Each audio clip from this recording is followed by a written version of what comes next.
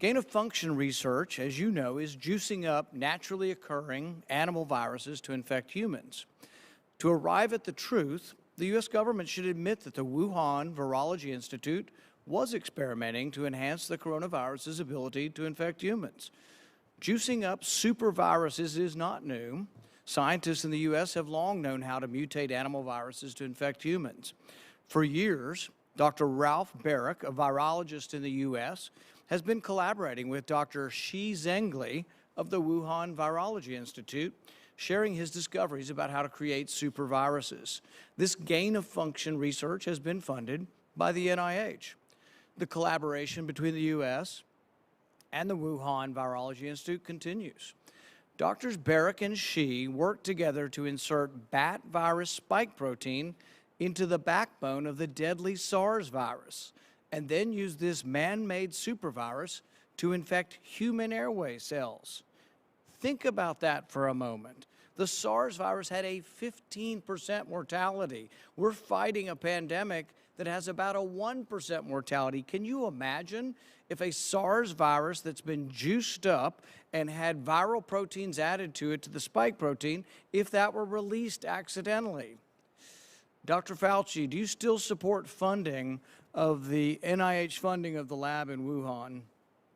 Senator Paul, with all due respect, you are entirely and completely incorrect that the NIH has not ever and does not now fund gain-of-function research in the Wuhan Institute of Virology. Do they fund Dr. Barrick?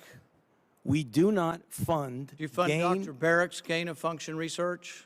Dr. Barrett does not doing gain-of-function research, and if it is, it's according to the guidelines, and it is being conducted in North Carolina, not in China. You don't think inserting a bat virus spike protein that he got from the Wuhan Institute into the SARS virus is gain-of-function? That is not. You would be in the minority because at least 200 scientists have signed a statement from the Cambridge Working Group saying that it is gain-of-function.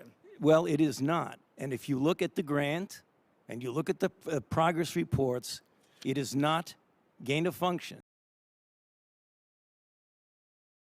Are you familiar with an Israeli study that had 2.5 million patients and found that the vaccinated group was actually 7 times more likely to get infected with COVID than the people who had gotten COVID naturally? Senator, I'd have to get back to you on that one. I'm not familiar with that study. Well, you think you might want to be if you're going to travel the country insulting the millions of Americans, including NBA star Jonathan Isaac, who have had COVID, recovered, look at a study with 2.5 million people and say, well, you know what? It looks like my immunity is as good as a vaccine or not. And in a free country, maybe I ought to be able to make that decision. Instead, you've chosen to travel the country calling people like Jonathan Isaac and others, myself included, flat earthers. We find that very insulting, goes against the science. Are you a doctor or a medical doctor? I've worked over 30 years on health policy. You're not a medical doctor. Do you have a science degree? And yet you travel the country calling people flat earthers who have had COVID, looked at studies of millions of people, and made their own personal decision that their immunity they naturally acquired is sufficient. But you presume somehow to tell over 100 million Americans who have survived COVID that we have no right to determine our own medical care. You alone are on high, and you've made these decisions, a lawyer with no scientific background, no medical degree. This is an arrogance coupled with an authoritarianism that is unseemly and un-American. You, sir, are the one ignoring the science. The vast preponderance of scientific studies, dozens and dozens, show robust, long-lasting immunity after COVID infection. Even the CDC does not recommend measles vaccine if you have measles immunity. The same was true for smallpox. But you ignore history and science to shame the flat earthers, as you call them. You should be ashamed of yourself and apologize to the American people for being dishonest about naturally acquired immunity. You want more people to choose vaccination? So do I. You want to lessen vaccine hesitancy? So do I. You want to have that happen? Quit lying to people about naturally acquired immunity. Quit lording it over people, acting as if these people are deplorable and unwashed. Try persuasion instead of government cudgels. Try humility instead of arrogance. Try freedom instead of coercion. But most of all, try understanding that there's no more basic medical right than deciding what we inject into our bodies. Today, after hearing that millions of people in a study show without a doubt that there's a great deal of immunity from getting it naturally, do you want to apologize to the 100 million Americans who suffered through COVID, survived, have immunity, and yet you want to hold them down and vaccinate them? Do you want to apologize for calling those people flat earthers? Senator, I appreciate your question and appreciate that everyone has their opinion. We follow the facts and the science at HHS. We use the expertise of the medical professionals, the scientists at HHS to make decisions. It's a team effort, and we rely on what is on the ground showing us results. Except for the dozens and dozens of studies. In fact, most, if not all of the studies show robust immunity from getting the disease naturally. The CDC says if you've had measles and have immunity, you don't have to be vaccinated. The same was true of smallpox. You're selectively doing this because you want us to submit to your will. You have no scientific background, no scientific degrees, and yet you aren't really concerned about 100 million Americans who had the disease. You just want to tell us, do as you're told. That's what you're telling us. You want to mandate this on all of us. You're going to tell us if I have 100 employees, you're going to put me out of business with a $700,000 fine if I don't obey what you think is a science. Don't you understand that it's presumptuous for you to be in charge of all the science? Have you ever heard of a second opinion? I can't go to my doctor and ask my doctor's opinion. I mean, this is incredibly arrogant, combined with this authoritarian nature that you think, well, we'll just tell all of America to do what I say, and they better, or we'll fine them, or put them in jail, or not let them go to school, or not let them travel. The science is against you on this. The science is clear. Naturally acquired immunity is as good as a vaccine. The Israel study actually showing it better. This isn't an argument against the vaccine, but it's an argument for letting people make a decision who already have immunity. You're not willing to consider natural immunity? Senator, our team has reviewed every study that's out there on COVID, whether it's from Israel, from the U.S., or wherever else. They have used the facts that have been provided through the rigorous research that's been done to reach conclusions. 660,000 Americans and more have died because of COVID. We're trying to do everything we can to save as many as possible. We're using the facts, we're following the science, and following the law. Nobody's arguing the severity of this, but you are completely ignoring the science on natural immunity. So's Fauci, so's the whole group.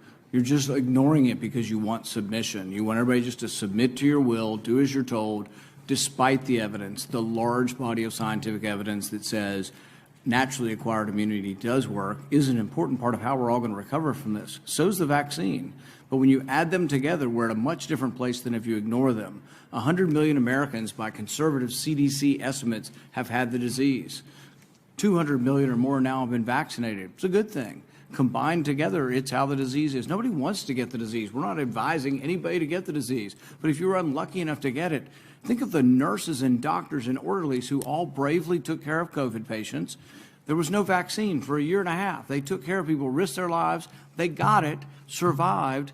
And now people like you are arrogant enough to say, you can no longer work in the hospital because you've already had the disease. We're going to force you to take a vaccine that the science does not prove is better than naturally acquired. That's an arrogance that should be chastened.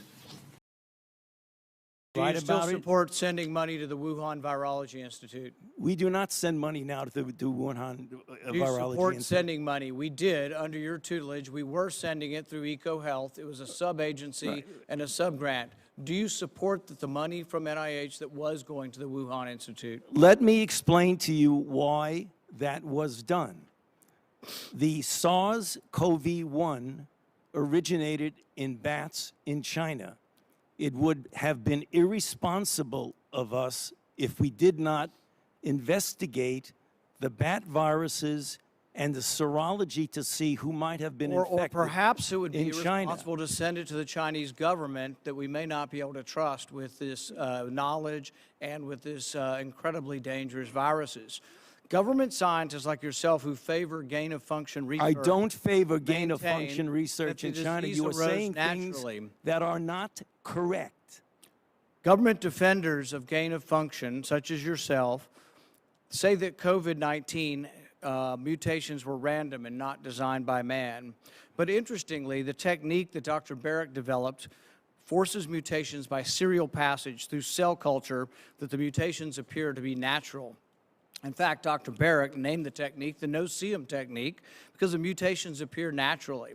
Nicholas Baker in the New York Magazine said nobody would know if the virus had been fabricated in a laboratory or grown in nature. Government authorities in the U.S., including yourself, unequivocally deny that COVID-19 could have escaped a lab. But even Dr. Shi in Wuhan wasn't so sure. According to Nicholas Baker, Dr. Shi wondered, could this new virus have come from her own laboratory? She checked her records frantically and found no matches. That really took a load off my mind, she said. I had not slept for days. The director of the gain of function research in Wuhan couldn't sleep because she was terrified that it might be in her lab. Dr. Barrick, an advocate of gain of function research, admits the main problem that the Institute of Virology has is the outbreak occurred in close proximity. What are the odds? Barrick responded, could you rule out a laboratory escape? The answer in this case is probably not. Will you, in front of this group, categorically say that the COVID-19 could not have occurred through serial passage in a laboratory? I do not have any accounting of what the Chinese may have done, and I'm fully in favor of any further investigation of what went on in China. However, I will repeat again, the NIH and NIAID categorically has not funded gain-of-function research to be conducted in the Wuhan Institute of Virology. You do support it in the U.S. We have 11 labs doing it, and you have allowed it here. We have a committee to do it, but the committee has granted every exemption. You're fooling with Mother Nature here. You're allowing superviruses to be created with a 15% mortality. It's very dangerous. I think it was a huge mistake to share this with China, and it's a huge mistake to allow this to continue in the United States. And we should be very careful to investigate where this virus came from. I fully agree that you should investigate where the virus came from. But again, we have not funded gain-of-function research on this virus in the Wuhan Institute of Virology, no matter how many times you say it, There was didn't happen. research. There was research done with Dr. Shi and Dr. Barrick. They have collaborated on gain-of-function research where they enhanced the SARS virus to infect human airway cells, and they did it by merging a new spike protein on it. That is gain-of-function. That was joint research between the Wuhan Institute and Dr. Barrick. You can't deny it. Senator Paul, your time has expired. Dr. Fauci, I will let you respond to that when we need to move on. Excuse me? I will allow you to respond to that, and then we'll move on. Yeah, I mean, I just wanted to say, I don't know how many times I can say it, Madam Chair. We did not fund gain-of-function research to be conducted in the Wuhan Institute of Virology. Thank you. Senator Smith.